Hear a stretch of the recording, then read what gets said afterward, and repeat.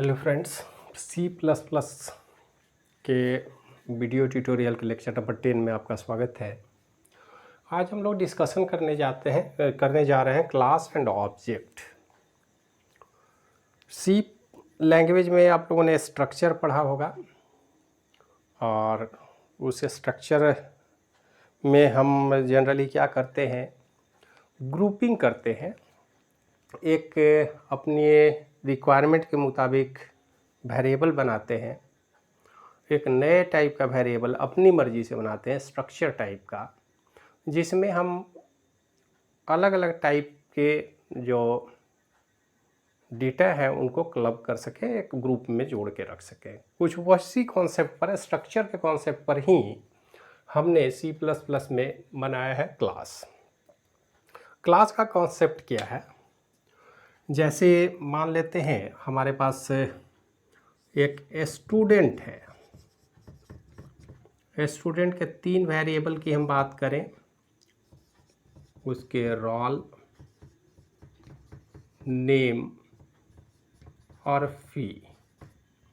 इन 3 value को एक साथ हमको अरेंज करना है। तो तीनों निश्चित रूप से अलग अलग वैल्यू हैं, अलग अलग डेटा टाइप भी हो सकते हैं। अगर हम रोल की बात करें तो निश्चित रूप से ये इंटीजर टाइप का वेरिएबल होगा, ये कैरेक्टर टाइप का एरे होगा और ये फ्लोट टाइप का होगा। अब इन सारे वैल्यू को, चूँकि ये रिकॉर्ड जब भी रखा जाएगा तो किसी एक स्टूडेंट का होगा, और इस तरह का डेटा टाइप हमारे पास उपलब्ध नहीं है। चाहे सी की बात करें या सी प्लस प्लस की बात करें, तो सी में इस प्रॉब्लम का सॉल्यूशन हमने निकाला था स्ट्रक्चर बना के। लेकिन सी प्लस प्लस को उसी स्ट्रक्चर में और थोड़ा सा मॉडिफिकेशन हमने किया। क्या मॉडिफिकेशन किया अभी देखेंगे, लेकिन ये हम बेसिकली दिमाग में रखें कि अलग अलग वेरिएबल को की ग्रुपिंग के लिए हमने बनाया है क्लास। अब इस क्लास में तो डिफाइन करना हो तो कैसे हम करेंगे? सबसे पहले हम लोग बोलते हैं class is a user defined data type. ये एक डेटा टाइप है, ठीक उसी तरह जैसे हमारे पास इंट एक डेटा टाइप है, फ्लोट डेटा टाइप है, कैरेक्टर डेटा टाइप है, उसी तरह एक क्लास डेटा टाइप है या होगा। अब ये तो आप जानते हैं कि कंपाइलर को इन डेटा टाइप के विषय में हमें बताने की ज़रूरत नहीं है।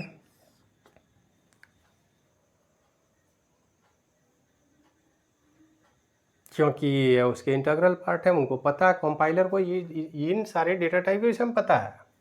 हम सीधे सीधे इस डेटा टाइप को यूज करते हैं अपने लैंग्वेज में। लेकिन क्लास एक ऐसा डेटा टाइप होगा जिसको जो यूजर डिफाइन करेगा, मतलब कंपाइलर को पता नहीं होगा। सीधी सी बात है, हम बताएंगे उसको। Class is a description of an object. अब दूसरा जो लाइन है ये बोलता है कि सी प्लस प्लस एक ऑब्जेक्ट ओरिएंटेड प्रोग्राम है। तो पहली बार ऑब्जेक्ट को डिस्क्राइब कहाँ किया जाएगा? ऑब्जेक्ट मतलब यूजर अपने अनुसार भी डेटा टाइप बना सकता है। जो भी ऑब्जेक्ट उसके पास आए, उसके एंटिटी को, इनके एट्रीब्यूट को क्लब करके एक नया डेटा टाइप वो क्रिएट करेगा। मतलब किसी भी रियल लाइफ में या एग्जिस्टिंग कोई भी ऑब्जेक्ट है, उसके लिए अपने रिक्वायरमेंट से आप डेटा टाइप बना सकते हैं, और ये व्यवस्था देता है क्लास। तो ये डिस्क्रिप्शन ऑफ एन ऑब्जेक्ट, कोई भी रियल लाइफ ऑब्जेक्ट को आप डिस्क्राइब कर सकते हैं, उसके लिए डेटा टाइप बना सकते हैं, और ये संभव किसके द्वारा होगा? क्लास के द्वारा। अब class contains instance member variable. Class के अंदर वेरिएबल होंगे, तो जो भी वेरिएबल क्लास के अंदर हम बनाते हैं जनरली, उसको हम इंस्टेंस मेंबर वेरिएबल बोलेंगे। और क्लास में मेथड बनाएंगे, कुछ काम करने का, उन डेटा को ऑपरेट करने की फैसिलिटी हम देंगे, उसके लिए हम फंक्शन बनाएंगे। तो class contains instance member function. Generally data का ऑपरेशन हम कैसे करते हैं, या तो डेटा टाइप क्रिएट करते हैं अपने लैंग्वेज में, उस डेटा के लिए एक्सप्रेशन लिखते हैं ऑपरेशन के लिए, या फिर उस डेटा को हम फंक्शन के थ्रू यूज करते हैं। यही दो काम करते हैं। तो यहाँ पर जब क्लास हम बनाएंगे तो इंस्टेंस डेटा वेरिएबल भी बनाएंगे और इंस्टेंस डेटा फंक्शन भी बनाएंगे, और इन्हीं फंक्शन के सहयोग से हम डेटा को ऑपरेट करने की कोशिश करेंगे। और इसके बाद ऑब्जेक्ट जो टर्म है, ऑब्जेक्ट को आगे डिटेल में देखेंगे हम लोग, लेकिन अभी अगर ऑब्जेक्ट की हम बात करें तो ऑब्जेक्ट को हम बोल सकते हैं object in A instance of A class. Real world entity है ऑब्जेक्ट, इंस्टेंस मीन्स एग्जाम्पल, तो object is an example of A class. A real world class क्या है, इसको ऑब्जेक्ट से रिप्रेजेंट किया जाएगा। ये बात समझ में आ गई। अब इसी को थोड़ा सा और एक्सप्लोर करने की कोशिश करते हैं, थोड़ा समझने की कोशिश करते हैं कि कैसे इनको हम डिफाइन करेंगे।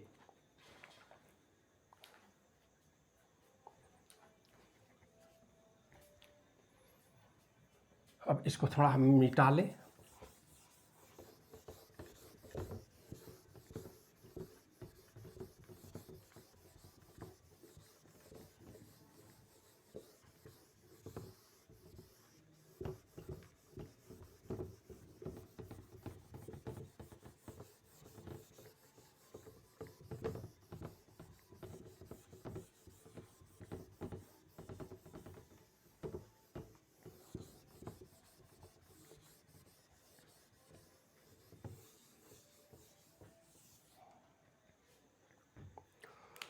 अब जैसे एक क्लास हम बनाते हैं अपने प्रोग्राम में, जब भी आप क्लास बनाएंगे तो हम जानते हैं कि क्लास के साथ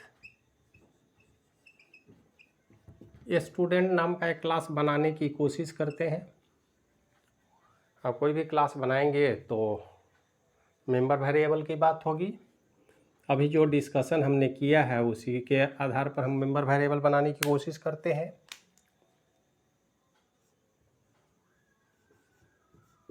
इंट रोल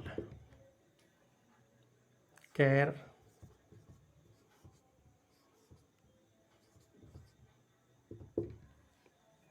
ट्वेंटी,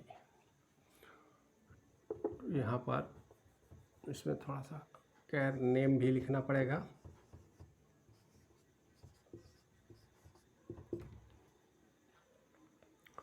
फ्लोट फी,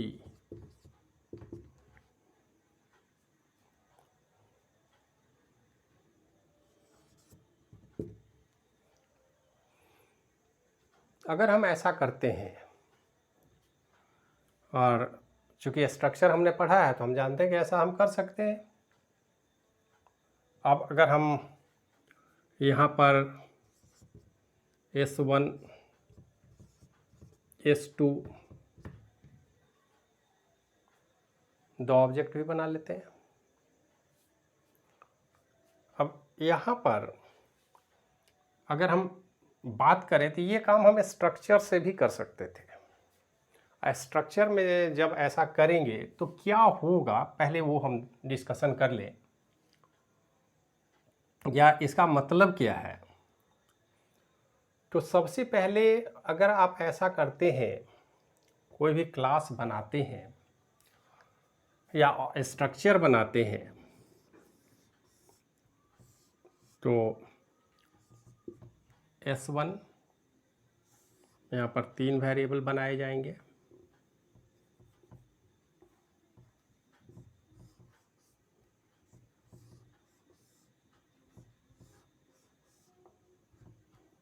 ये होगा रोल, ये होगा नेम, और ये होगा फी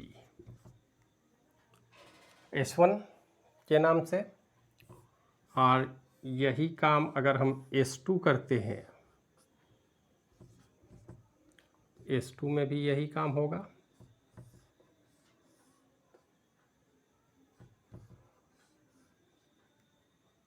रोल, नेम और फी। अब देखिए, 2 वेरिएबल हमने बनाया है। अगर हम क्लास की बात नहीं करें, यहाँ हम बात करें स्ट्रक्चर, STRUCT, कैसा कि सी लैंग्वेज में आपने पढ़ा होगा, तो जब भी S1 S2 वेरिएबल इस तरह से बनेगा, इसका फॉर्मेट हमने यहाँ डिफाइन कर रखा है स्ट्रक्चर में कि स्टूडेंट के साथ क्या क्या इंफॉर्मेशन होगा। अब इस डेटा को असाइन करना होगा तो हम क्या लिखते हैं, S1 dot roll equal to 01, S2 dot roll बराबर 02। तो ये हुआ असाइनमेंट 01 02। यहाँ तक का कॉन्सेप्ट में तो कोई दिक्कत है नहीं आपको। प्रॉब्लम वहाँ आएगी कि इसमें क्या मॉडिफिकेशन किया जाए। तो जब हम क्लास की बात करते हैं तो देखिए अब हम इसमें क्या बदलाव कर रहे हैं। हम पहले इस वेरिएबल की बात यहाँ नहीं करेंगे, इनको भी हटाएंगे और इससे वेरिएबल को हम एक फंक्शन से इनपुट और डिस्प्ले,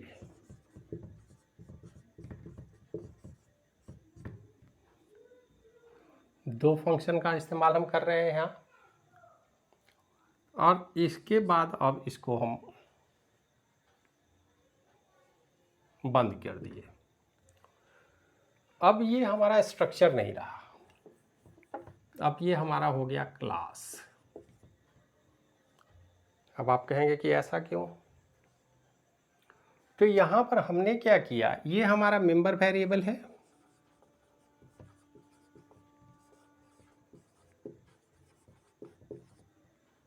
और ये जो दोनों हैं ये है मेंबर फंक्शन।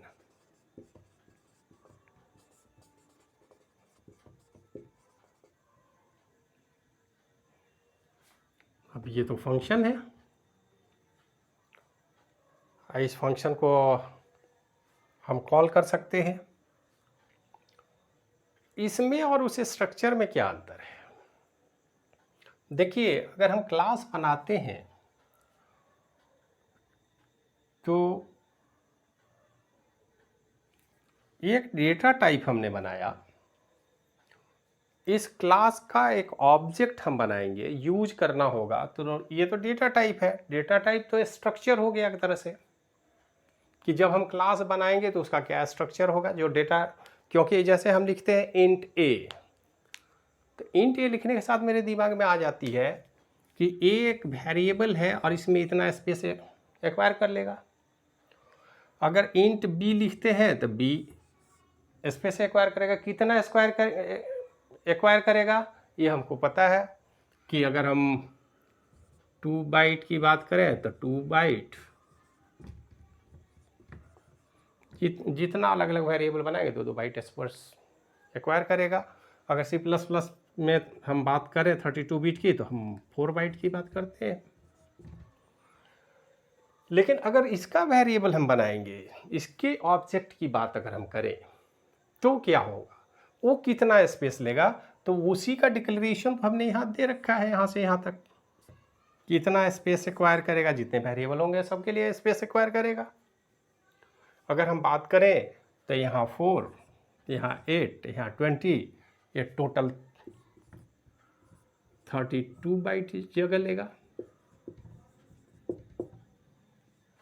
जब भी कोई ऑब्जेक्ट बनाएंगे तो उतना स्पेस मेमोरी में रिजर्व कर लेगा। यहाँ तक में तो कोई कन्फ्यूजन नहीं है। अब सवाल है कि क्लास बनाने से फ़ायदा क्या हुआ, क्लास बनाने से हमको क्या बेनिफिट हुआ। तो देखिए, क्लास में जनरली अगर हम कुछ भी नहीं करते हैं तो बाय डिफ़ॉल्ट ये जो एरिया है ये सारे प्राइवेट मेंबर हो गए, चाहे मेंबर वेरिएबल की बात हो चाहे मेंबर फंक्शन की बात हो। तो हम जनरली यहाँ पर क्या करते हैं, एक्सेस स्पेसिफायर का इस्तेमाल करते हैं। तो सी प्रोग्राम जब भी आप बनाएं तो यहाँ पर प्राइवेट एक्सेस स्पेसिफायर लिख दें नहीं भी लिखेंगे तो प्राइवेट ही माना जाएगा वो, लेकिन आप चाहें तो लिख सकते हैं। लेकिन अगर इस फंक्शन को हम पब्लिक बनाते हैं ताकि इस फंक्शन के थ्रू हम इस वेरिएबल को एक्सेस कर पाए। अब इस वेरिएबल तक, यह है इनकैप्सुलेशन का कॉन्सेप्ट। हमारे कहने का मतलब है कि एक क्लास में हम दो पार्ट बनाते हैं। देखिए क्या हो रहा है, इस क्लास में हमने दो पार्ट बनाया। एक पार्ट है प्राइवेट। प्राइवेट में जनरली हम क्या रख रहे हैं, वेरिएबल, और यहाँ पे हम फंक्शन बना रहे हैं, और ये है पब्लिक। मतलब कोई भी एक्सटर्नल यूजर इस पब्लिक फंक्शन के अंतर्गत, जैसा कि हमने यहाँ बनाया है इनपुट और डिस्प्ले, तो इस वेरिएबल, ये जो वेरिएबल है ये तो प्राइवेट हो गया, तो इस प्राइवेट डेटा को हम इसी के फंक्शन के थ्रू एक्सेस कर सकते हैं। ऐसा नहीं है कि बाहर से डायरेक्ट उस वैल्यू को एक्सेस कर लें हम, ऐसा राइट नहीं है। तो जो मेंबर फंक्शन है सिर्फ उन्हीं के पास ये राइट है कि अगर इनपुट है तो यही डेटा को यहाँ पर सेट कर सकता है, और यहाँ से डेटा अगर देना है तो डिस्प्ले नाम का फंक्शन का इस्तेमाल करना पड़ेगा। मतलब इस प्राइवेट एरिया में बाहर से किसी भी फंक्शन या डायरेक्ट कॉल करना संभव नहीं है। तो डेटा हाइडिंग का कॉन्सेप्ट हमने रखा है। ये जो एरिया हमारा प्राइवेट एरिया क्लास में, उस में जनरली वेरिएबल हम रखते हैं, हम फंक्शन को भी रख सकते हैं, लेकिन अगर ये प्राइवेट है तो है, इसको कोई भी फिजिकल वर्ल्ड या कोई भी वेरिएबल, कोई भी ऑब्जेक्ट, डायरेक्ट ऑब्जेक्ट इसका भी बनाएंगे तो वो बन तो जाएगा, लेकिन अगर पब्लिक फंक्शन नहीं हो तो उसको कॉल करना संभव नहीं है। तो जनरली फंक्शन जो है वो पब्लिक बनाए जाते हैं। बेसिकली आप कॉन्सेप्ट दिमाग में रखें कि एक क्लास में जो हम मेंबर वेरिएबल की बात करें वो प्राइवेट बनाएंगे, और जो फंक्शन बनाएंगे वो पब्लिक बनाएंगे।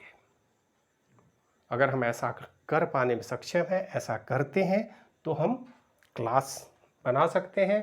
और ये क्लास एक्चुअल में एक डेटा टाइप है, एक नए टाइप का डेटा है जो हमने प्रोग्राम में real world student, real world में कोई स्टूडेंट एग्जिस्ट करता है, उसके पैरामीटर, उसमें जो भी इंफॉर्मेशन चाहिए, चाहे वो इंट हो, फ्लोट हो, कैर हो, डबल हो, जो भी इंफॉर्मेशन हो, उससे रिलेटेड जो अलग अलग पैरामीटर हैं, अलग अलग एंटिटीज हैं, उनका डिटेल हम एक साथ ग्रुपिंग कर देते हैं ताकि स्टूडेंट एक ऑब्जेक्ट के रूप में ट्रीट किया जा सके हमारे प्रोग्राम में, और उससे रिलेटेड इंफॉर्मेशन को कहीं ना कहीं हम ग्रुप करके उनको एक्सेस कर लें।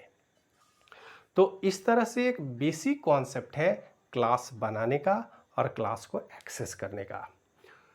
और क्लास क्या है, ऑब्जेक्ट क्या है, रियल वर्ल्ड एंटिटी ऑब्जेक्ट होता है, उसका डिस्क्रिप्शन है ये कि स्टूडेंट एक जो एंटिटी एग्जिस्ट करता है रियल वर्ल्ड में, उस स्टूडेंट का रोल नंबर होगा, उसका नेम होगा, उसने कुछ फी जमा किया होगा, और भी इंफॉर्मेशन हो सकता है, जितना इंफॉर्मेशन आप चाहे रख सकते हैं। डेट ऑफ बर्थ की बात हो सकती है, उसके सब्जेक्ट की बात हो सकती है, उसके एग्जामिनेशन सब्जेक्ट की बात हो सकती है, एग्जामिनेशन में मार्क्स की बात हो सकती है, वो सारा इन्फॉर्मेशन जो भी आप चाहें बना सकते हैं।